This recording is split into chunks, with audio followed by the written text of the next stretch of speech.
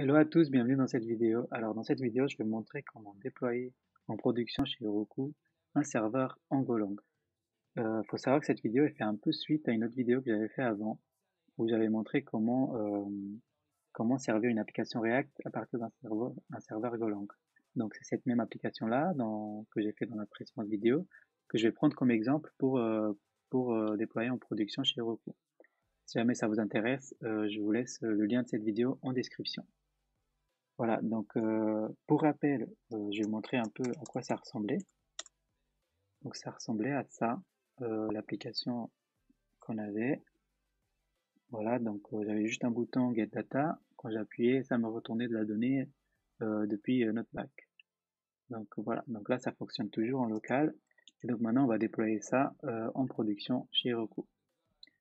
Donc pour cela, il y a pas mal de choses qu'on doit faire. Déjà, ce qu'on doit faire, c'est qu'on doit faire un git init. Donc git init, ça dit juste que ton projet c'est un projet Git et on va devoir le pusher dans un repo sur GitHub parce que Heroku utilise Git aussi pour le déploiement. Donc là, je vais juste créer un repo Git. Avant ça, je fais un Heroku login. C'est comme ça qu'on se connecte chez Heroku. Je fais un Heroku login. J'ai pas utilisé mon compte j'ai pas utilisé mon compte dans cette vidéo parce que mon compte il a déjà un peu atteint le quota d'applications gratuites. On a le droit à 5 applications gratuites chez Heroku. Donc j'ai utilisé le compte d'un ami. Merci Abderrahman si tu m'écoutes. Et là, en fait, quand vous faites Heroku Login, ça vous envoie vers une page comme ça. Et vous avez juste à vous loguer. Et voilà, là normalement je suis connecté. Donc, voilà, je suis connecté en tant que Abderrahman Mouzou. Donc voilà, je vais utiliser son compte et maintenant on est connecté chez Heroku, donc tout va bien. Maintenant, je vais juste du coup créer un repo Git, un projet Git chez GitHub. Donc je vais l'appeler go back. Voilà. Et moi, ce qui m'intéresse, allez, c'est ça, Git remote add origin. Donc là, si je fais un git remote-v, voilà, je pointe bien mon origine et pointe bien vers le projet Git que je viens de créer. Donc là, je vais juste pusher mes changements. Status, ok. Je vais ajouter tout ça. Bon, il y a le DS Store. Normalement, le DS Store, on le met dans un git ignore, mais là, j'ai un peu la flemme. Là, initial commit. Git push -u origine master. Ah, bon, normalement, on est censé le nommer main maintenant. J'ai un peu oublié là. Mais bon, c'est pas très grave. C'est une nouvelle convention. Donc là, normalement, tout est là. Ok. Donc ça, c'est bon. Au moins, je suis tranquille avec ça. Donc maintenant, j'ai mon projet Git. D'ailleurs, est-ce que j'ai fait un Git push? Ouais, c'est bon. Ok. Donc maintenant, on va faire quelques changements pour utiliser notre application en production. Donc le premier changement qu'on va faire, c'est que on va changer le port. Je vais créer une variable port et je vais aller chercher le package OS chez Golang avec la méthode getEnv, chercher la variable d'environnement port. Je vais expliquer pourquoi je fais ça. Donc là, pour l'instant, on servait notre application chez localhost 8000. Ce qu'Heroku il va faire, c'est qu'il va il va mettre en place notre application chez un serveur chez eux. Dans ce serveur-là, c'est pas à nous de décider qu'on va utiliser le port 8000. C'est à Heroku d'utiliser quel port ils vont utiliser parce que c'est leur serveur à eux. Donc eux, ce qu'ils vont faire, c'est qu'ils vont mettre en place une variable d'environnement qui va s'appeler port en majuscule ici.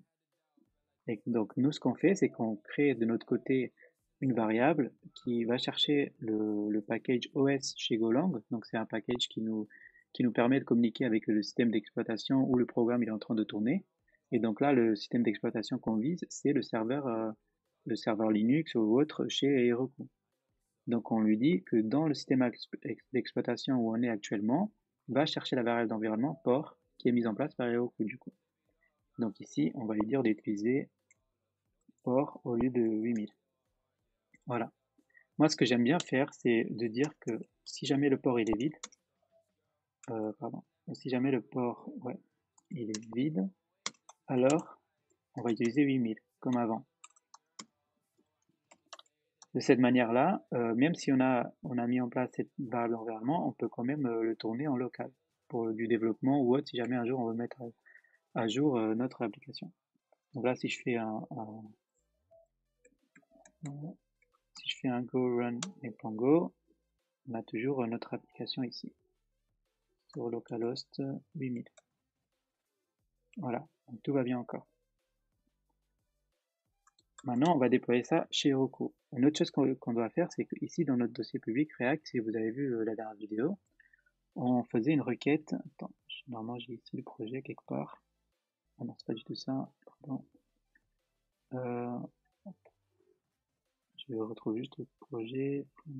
Voilà, je crois que c'est celui-là. Ici, on lui disait de pointer vers localhost 8000. Bon, maintenant, notre URL, ça va plus du tout être localhost 8000, ça va être une autre. Pour savoir quelle URL on va utiliser, on va devoir créer une application Heroku. On va devoir faire Heroku create et le nom de notre application. Je vais juste utiliser go back. Si il est disponible, ok. Il est déjà pris, donc je vais juste utiliser go back example.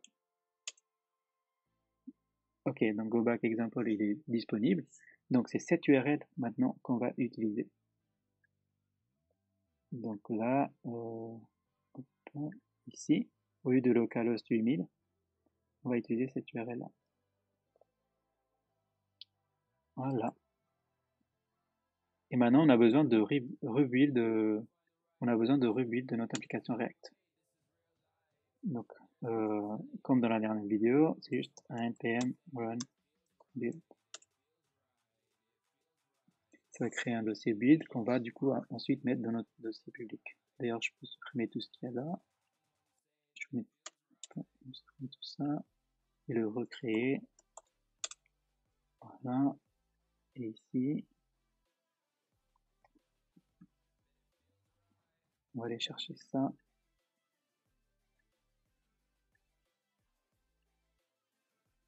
Voilà, on va copier tout ce qu'il y a dans le build, dans notre public.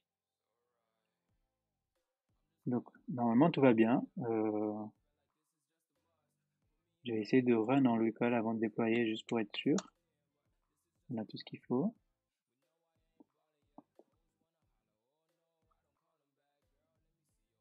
Ok, donc tout marche correctement encore.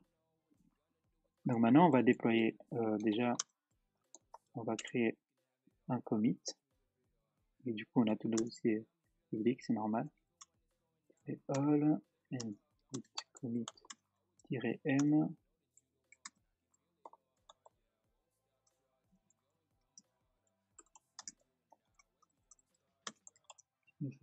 Voilà. Là, on a notre commit, on est bon. Donc, maintenant, on va juste push chez Heroku. Donc là, on avait un remote origin. Ce remote origin, il pointe vers notre projet chez GitHub. Et maintenant, on a un remote chez Heroku qui pointe vers le projet Git Heroku qu'on nous a dit précédemment, qu'on a fait quand on a fait Heroku Create. Donc maintenant, normalement, tout ce qu'on a à faire, c'est un git push. Je me rappelle plus trop de la commande, je crois qu'il faut mettre un head avant, une master, un truc comme ça. Ah, il faut Heroku aussi. Bon là, on va pusher. Je crois qu'il n'y a pas besoin de tirer. Je me rappelle plutôt trop. Je crois qu'il n'y a pas besoin. Donc c'est juste git push, head master. Je pense que maintenant c'est main même. Bon, on va voir si ça fait des bêtises ou pas. Donc là, Heroku, il va détecter qu'on a une application Go et il va run les commandes nécessaires pour lancer une application Go. Donc il va installer Go dans leur serveur, entre autres. C'est ça la puissance un peu de Heroku, qu'on a très peu à gérer de notre côté. Donc là, ça met un peu de temps. Entre temps, qu'est-ce qu'on peut faire? Je sais pas. Je vais mettre le code source en description et aussi du coup le lien vers la dernière vidéo si vraiment ça vous intéresse. Voilà. Donc là, vous voyez qu'on a un URL ici que je vais ouvrir. C'est ouvert ailleurs. Donc là, on est en production chez Heroku, chez goback-example.heroku.com. Et là, normalement, quand je fais get data, voilà, j'ai ma donnée pareil, comme si j'étais en local. Donc voilà comment déployer une application Golang chez Heroku. J'espère que cette vidéo vous a plu. Et si jamais vous avez des questions, n'hésitez pas à me contacter. J'essaierai d'être dispo. Et voilà, on se voit dans une prochaine vidéo.